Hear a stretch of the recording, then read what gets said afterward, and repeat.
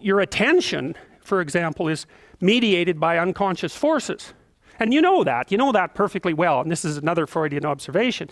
You know, if you're sitting down to study, for example, your conscious intent is to study, but you know perfectly well that all sorts of distraction fantasies are going to enter the theater of your imagination non-stop and annoyingly, and there isn't really a lot you can do about that except maybe wait it out.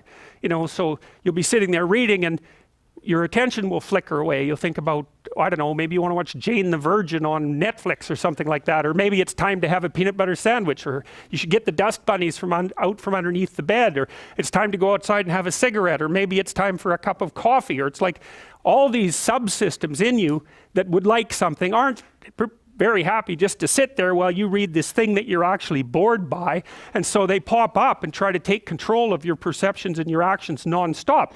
Maybe you think, well, this is a stupid course anyways, why do I have to read this damn paper, and what am I doing in university, and what's the point of life? It's like you can really get going if you're trying to avoid doing your homework, and then you might think, well, what is it in you that's trying to avoid? Because after all, you took the damn course and you told yourself to sit down. Why don't you listen? Well, because you're a mess. That's basically why.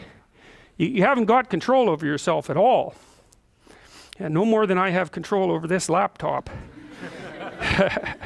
Okay, so there's the memory function of the unconscious, and there's the dissolutive function. That's an interesting one. The unconscious contains habits, once voluntary, now automatized, and dissociated elements of the personality, which may lead a parasitic existence. That's an interesting one. I would relate that more to procedural memory. You know, so what you've done is practice certain habits, whatever they might be, let's call them bad habits, and you like those things to get under control, but you can't. So maybe when you're speaking, for example, you use like and you know, and you say a lot, and you've practiced that, so you're really good at it, and you'd like to stop it, but you don't get to, because you've built that little machine right into your being, right? It's neurologically wired, and it's not under conscious control, and anything you practice becomes that. It becomes part of you, and that's another element of the unconscious, a different part. And then there's a creative part, which is that, well, you know, you're sitting around and maybe you're trying to write something, or maybe you want to produce a piece of art or a piece of music, or maybe you're just laying in bed dreaming and you have all these weird ideas, and especially in dreams, it's like, where do those things come from? And even more strange, one of the things that's really weird about dreams, and almost impossibly weird, is that you're an observer in the dream. It's like a dream is something that happens to you. Well, you're dreaming it, theoretically, so how is it that you can be an observer? It's almost like you're watching a video game or a movie, but you're producing it, at least in principle, although the psychoanalysts would say, well, no, not exactly. Your ego isn't producing it, your unconscious is producing it. It's a different thing. It's a different thing, and of course Jung would say, well, it's deeper than that. The collective unconscious might be producing it. It's, in some sense, it isn't you exactly, or it isn't the you that you think of when you think of you. And that's the ego from the Freudian perspective, the you that you identify with. That's the ego. And outside of that is the unconscious. The id, that's more the place of impulses, and you could think about those as the biological subsystems that can derail your thinking, right? And that govern things like hunger and sex and aggression and your basic instincts is another way of putting it.